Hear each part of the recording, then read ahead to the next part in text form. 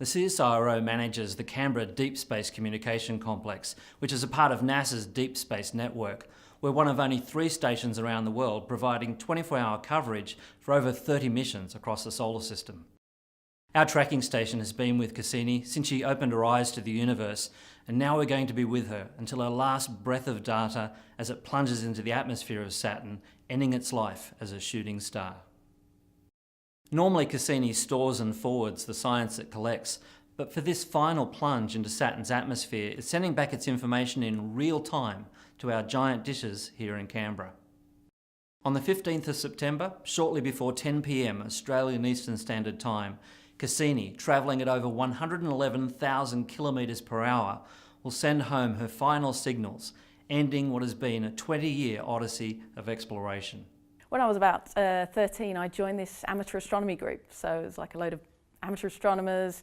They got together and one of them built a telescope in his backyard. He built this massive dome and everything. So we went down there, and one night I got to see my first glimpse through a telescope. And the sky was really, really clear. It was a warm night, so what I saw through there was dancing in the night a little bit, but it was the planet Saturn.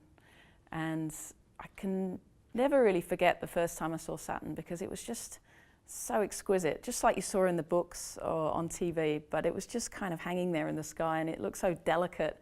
Its little ring system looked like, you know, paper thin, and I'll never quite forget that moment.